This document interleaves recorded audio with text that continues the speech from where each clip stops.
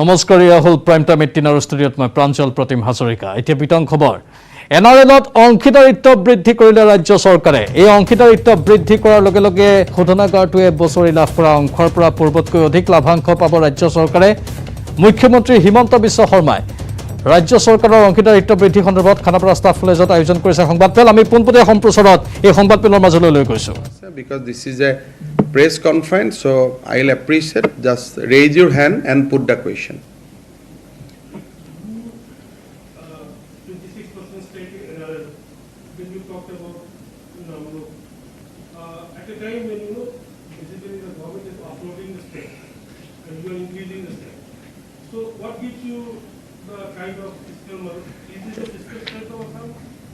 First of all, you must realize that where we are putting money in a oil or petrochemical sector, at least next 50 years, profitability will be there in that sector. So this is a prudent investment. Assam has a typical problem that our budget is mainly financed by tax revenue. Our non-tax contribution to budget is very, very minimal, unlike government like Gujarat.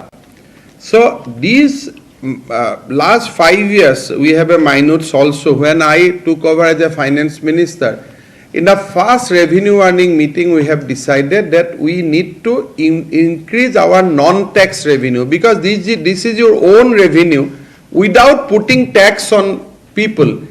Tax revenue बढ़ा माने कि मानुहर পৰা মই বেছি tax লৈছো. These are negative revenue. But non-tax revenue is a positive revenue. You are doing something, that is why you are getting it. So our aim is to increase Assam non-tax revenue, and we consider petroleum sector is a profit earning. And as and when you know that this is the time to come out, you will be able to come out. International market, crude oil pricing makes a very decisive role, whenever a government makes an investment. So as you said that you will be aggressive in this one in the oil sector. So you are bullish on the oil market as a whole? Look, whatever the international oil market pricing, so as a PSU or government, you do not expect more profit. We are bullish on development. We are bullish on investing money which oil or government of Assam earn to pump into the development process of Assam. We are bullish on development. We are not bullish on making profit. We are bullish on taking up more and more development activities so that whatever we earn, we can push it back to for the welfare of people of Assam. Hi, come. I'll be taking a little different stage since we have concerned ministers here present. So when we're talking about the overall economic development of Assam, then we can't deny the informal work sector as well. But recently, the last year, Government of India has passed the Social Security Code in September, but it could not overall cover the informal work sector. So recently, RBI report also clearly. I think let us discuss this in a separate platform. Today we are focusing on NRL and oil sector, but definitely I'll take this question in another day from you. কিবা যদি আপোনালোকৰ প্ৰশ্ন আছে কৰিব পাৰে হ'ব so সকলোকে আকৌ এবাৰ ধন্যবাদ জনালো আৰু বিশেষকৈ এজ এ মুখ্যমন্ত্ৰী হিচাপে মই ভাৰতৰ প্ৰধানমন্ত্ৰী মোদী ডাঙৰীয়া পেট্ৰলিয়াম মিনিষ্টাৰ ধৰ্মেন্দ্ৰ প্ৰধান ডাঙৰীয়া অইলৰ CMD মিশ্ৰ ডাঙৰীয়াক ধন্যবাদ জনাইছো আৰু সৰু কথা এটা একনলেজ নকৰিলে ভুল হ'ব যে মুখ্যমন্ত্ৰী যেটো আমি অসমত ভ্যাকচিন ইন্টেনসিফিকেশনৰ কাৰণে যে মুখ্যমন্ত্ৰী সাহায্য পুঁজি লৈ আমি বৰঙনি বিচাৰিছো সংবাদমেলৰ পোনপটীয়া সম্প্ৰচাৰ আমি দেখুৱালো কেইবাটাও গুৰুত্বপূৰ্ণ বিষয়ৰ ওপৰত আলোচনা হৈছে বিশেষকৈ এনআৰএলত অংশীদাৰিত্ব বৃদ্ধি কৰিছে ৰাজ্য চৰকাৰে এই অংশীদাৰিত্ব বৃদ্ধি কৰাৰ লগে লগে শোধনাগাৰটোৱে বছৰি লাভ কৰা অংশৰ পৰা পূৰ্বতকৈ অধিক লাভাংশ পাব ৰাজ্য চৰকাৰে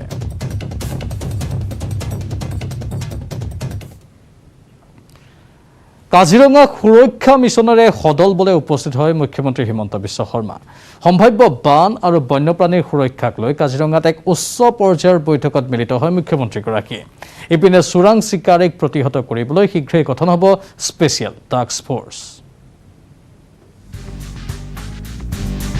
কাজিৰঙাত সদল বলে মুখ্যমন্ত্ৰী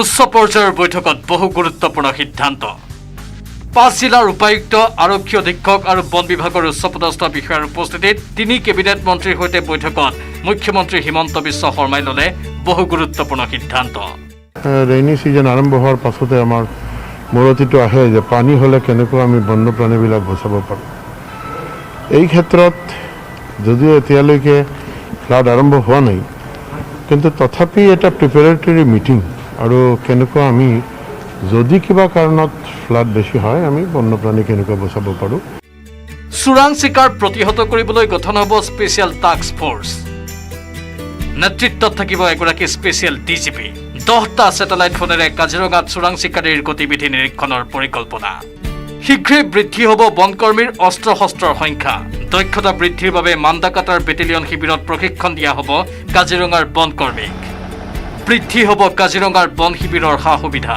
কাষৰীয়া গাঁৱৰ ৰাইজক বিশ্বাসত লৈ চোৰাং চিকাৰ ৰোধৰ পৰিকল্পনা মুখ্যমন্ত্ৰীৰ মুখ্যমন্ত্ৰী ডাঙৰীয়াই মন্ত্ৰী পৰ্যায়ৰ 3জনীয়া এখন কমিটি গঠন কৰিছে বিভিন্ন বন বিভাগেই নহয় বন বিভাগ টুৰিষ্ট মানে টুৰিজিম তাৰপিছতে আমাৰ ইয়াত ডিজাষ্টাৰ মেনেজমেণ্ট য'ত বানপানী হওঁতে আমি ইয়াত অসুবিধা পাইছোঁ আৰু স্থানীয় ৰাইজৰ পাৰ্শ্বৱৰ্তী ৰাইজৰ কোন কোন বিভাগৰ দ্বাৰা উন্নয়ন সম্ভৱ এই সকলোবিলাক কথা আলোচনা বিলোচনা কৰি এক দীৰ্ঘম্যাদী পৰিকল্পনা কৰিবলৈ আজি মুখ্যমন্ত্ৰী ডাঙৰীয়াই এইখিনি সিদ্ধান্ত দিছে এই পৰিকল্পনাৰ অংশ হিচাপে কাজিৰঙাৰ গাতে লাগি থকা প্ৰতিখন গাঁৱৰ ৰাইজক বহু সা সুবিধা আগবঢ়োৱাৰো সিদ্ধান্ত মুখ্যমন্ত্ৰীৰ কেৱল ইমানেই নহয় মাহে 840 টকাৰ সলনি শীঘ্ৰেই কাৰ্যকৰী হোৱাকৈ ৰচদৰ বাবদ প্ৰতিজন বনকৰ্মীলৈ 2000 টকাকৈ আগবঢ়োৱাৰ সিদ্ধান্ত মুখ্যমন্ত্ৰীৰ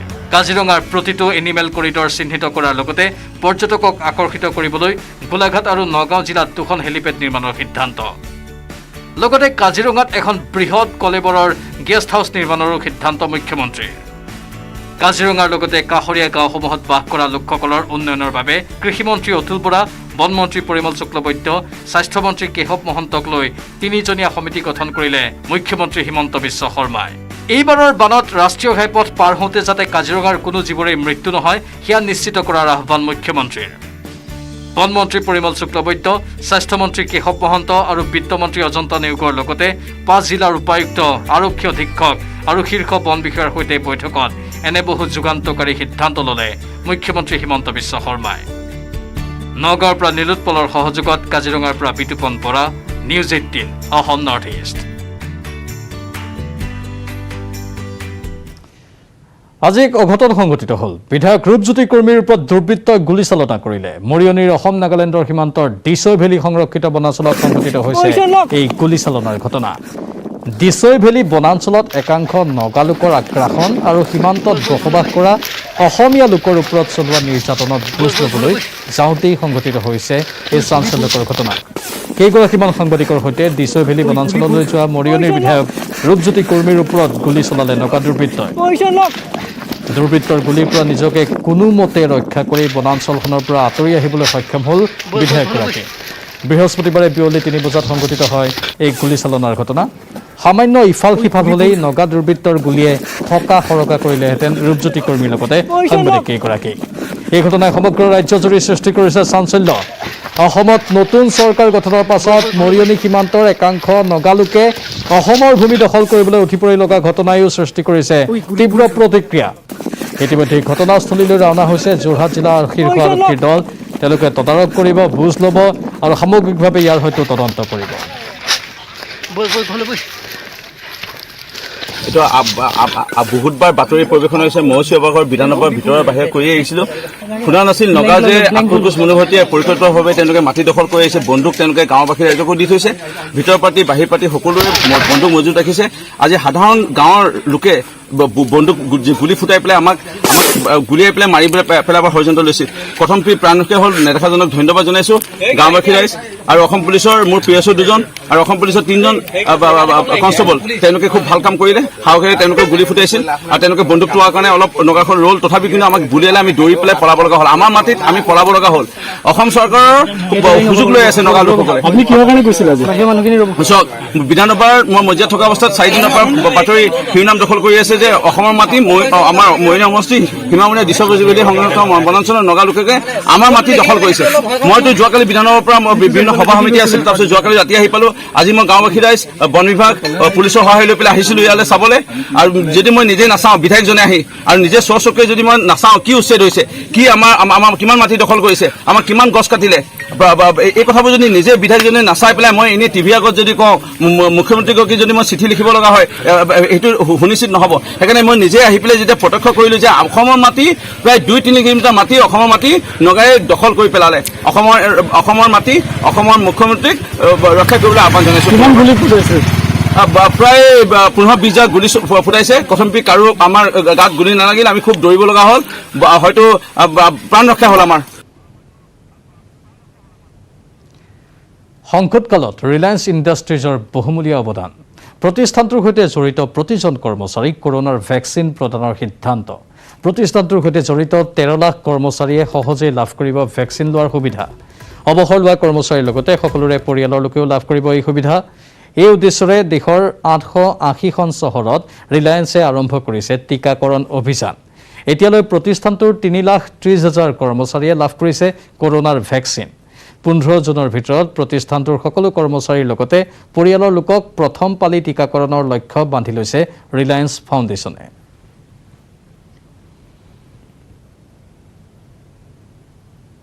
নাৰী নিৰ্যাতনৰ এটা চাঞ্চল্যকৰ ভিডিঅ'ই তোলপাৰ লগাইছে ছ'চিয়েল মিডিয়াত। এই জঘন্য ঘটনাৰ সৈতে জড়িত 5 দুৰ্বৃত্তৰ সন্ধানত তৎপৰ হৈছে কেন্দ্ৰীয় মন্ত্ৰী কিৰেণ ৰিজিজু আৰু অসম আৰক্ষী।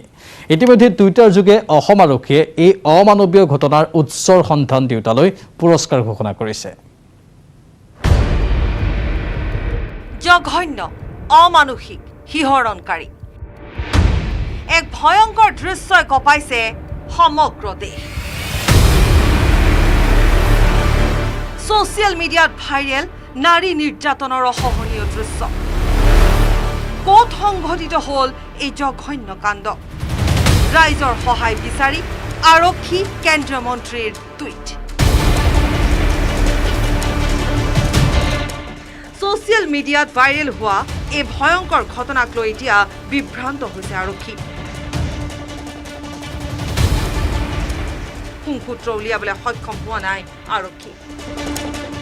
ঘটনাৰ উৎস জনাবলৈ টুইটাৰ যোগে আহ্বান জনাইছে অসম আৰক্ষীও। ইফালে কেন্দ্ৰীয় মন্ত্ৰী কিৰেণ ৰিজিজুৱে টুইটাৰত একে আহ্বান জনাইছে ৰাইজক। গাৰ নোম শিয়ৰি উঠাই এই ঘটনাক লৈ এতিয়া তৎপৰ হৈ পৰিছে সকলো ৰাজ্যৰ আৰক্ষী।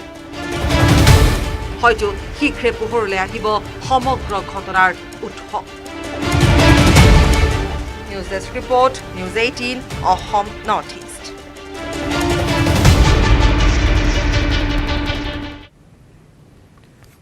ৰাজ্যত কিহৰ বাবে বাঢ়িছে কণী মিঠাতেলৰ দাম?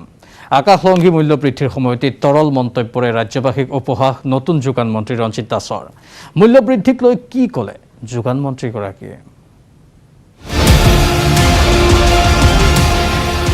কিয় বাঢ়িছে কণীৰ দাম? এতিয়া মানুহ এইকেইদিন ইমিউন ছিষ্টেম বৃদ্ধি কৰাৰ কাৰণে কণীও অকণমান বেছিকৈ খাইছে। হয়, এয়া ৰাজ্যৰ নতুন যোগান মন্ত্ৰী ৰঞ্জিত দাসৰ ভাষ্য। মূল্য বৃদ্ধিয়ে সৰ্বসাধাৰণ জনতাক জুৰুলা কৰা অৱস্থাত কণীৰ দামক লৈ এই টুলুঙা মন্তব্য যোগান মন্ত্ৰী ৰঞ্জিত দাস।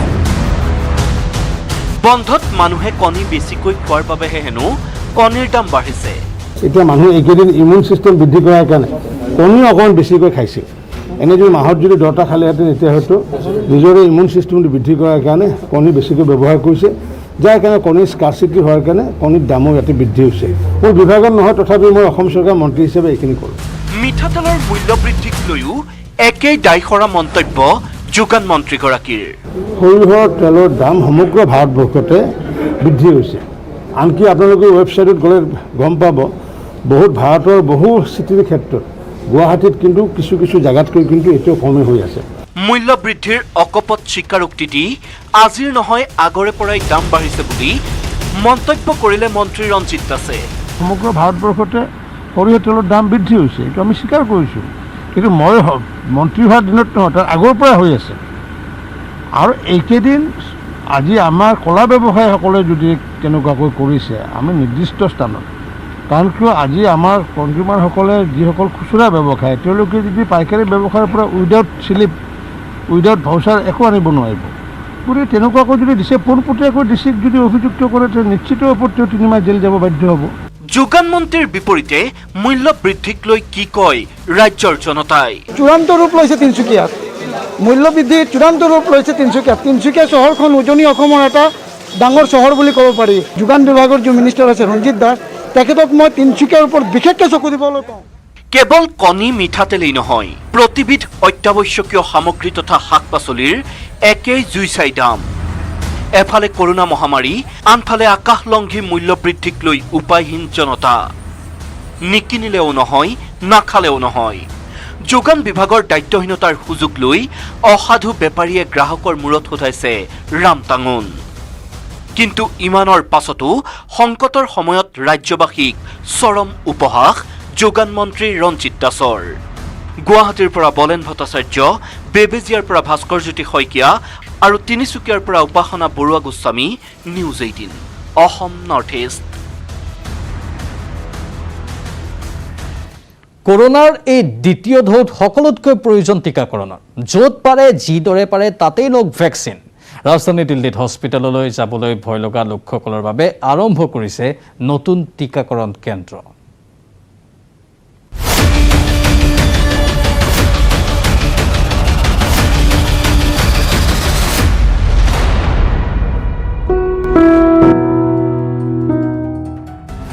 হাস্পাতাললৈ যাব বিচৰা নাই, নালাগে যাব।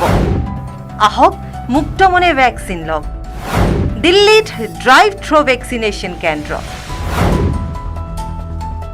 दिल्ली में आज से ड्राइव थ्रू वैक्सीनेशन की शुरुआत कर दी गई है। इस समय हम खड़े हैं द्वारका के मॉल में, जहां पर आप देख सकते हैं कि दिल्ली के मुख्यमंत्री अरविंद केजरीवाल यहां पहुंचे हुए हैं। समय इमानेই ভয়াবহ হৈছে যে মানুহৰ হাস্পাতাললৈ যাবলৈ শংকা হৈছে। কৰোনাৰ পৰা পৰিত্ৰাণ পাবলৈ হলেও কিন্তু আপুনি মই সকলোৱে ল'ব লাগিব ভেকচিন। কিন্তু ভেকচিন ল'বলৈও হাস্পাতাললৈ যাবলৈ ভয় লাগে। হাস্পাতাললৈ যাবলৈ ভয় কৰা লোকৰ বাবে দিল্লীত 26 মেৰ পৰা আৰম্ভ হৈছে ড্ৰাইভ থ্ৰু ভেক্সিনেशन केंद्र। दिल्लीर मुख्यमंत्री अरविंद केजरीवाले बुधवार आरंभ करिले এই केंद्र। दिल्ली में यहाँ पे ड्राइव थ्रू वैक्सीनेशन सेंटर शुरू हुआ है। मैं उम्मीद करता हूँ कि इससे दिल्ली में लोगों को काफ़ी मदद मिलेगी। आने वाले टाइम में अगले कुछ दिनों के अंदर इसी किस्म के ड्राइव थ्रू सेंटर और भी बहुत सारे शुरू होने वाले हैं। দিল্লীত এনে ধৰণৰ কেইবাটাও কেন্দ্ৰ খোলা হ'ব, য'ত গাড়ীত বহিয়ে গ্ৰহণ কৰিব পাৰিব ভেকচিন। মানুহৰ ভয় লাগিছিল কৰোনাৰ ভেকচিন ল'বলৈ গৈ মানুহৰ ভিৰৰ মাজত কোভিড-19 সংক্ৰমণ হ'ব পাৰে। এতিয়া ড্ৰাইভ থ্ৰু ভেক্সিনেশ্যনৰ জৰিয়তে সংক্ৰমণ ৰোধ হ'ব বুলি নিশ্চিত দিল্লীৰ মুখ্যমন্ত্ৰী। লগতে মুখ্যমন্ত্ৰী কেজৰিৱালে আশা কৰিছে কেন্দ্ৰই অধিক ভেকচিনৰ যোগান ধৰিব। वॉर फुटिंग के ऊपर वैक्सीन की सप्लाई की जाएगी। मैं उम्मीद करता हूँ केंद्र सरकार भी प्रयास जो कर रही है कि जल्दी से दिल्ली को ज़्यादा से ज़्यादा वैक्सीन मिलेगी। केजरीवालर मते राजधानी दिल्लीत प्रति माहत 80 लाख वैक्सीনৰ प्रयोजन, যাৰ জৰিয়তে 18 পৰা 44 বছৰ বয়সৰ লোকসকলক वैक्सीन দিব পাৰিব। 18 से 44 साल के लोगों को ये वैक्सीन यहाँ पर ड्राइव थ्रू वैक्सीनेशन के जरिए लगाई जाएगी। कैमरा पर्सन अनिल के साथ प्रीति श्रीवास्तव, न्यूज़ 18 दिल्ली।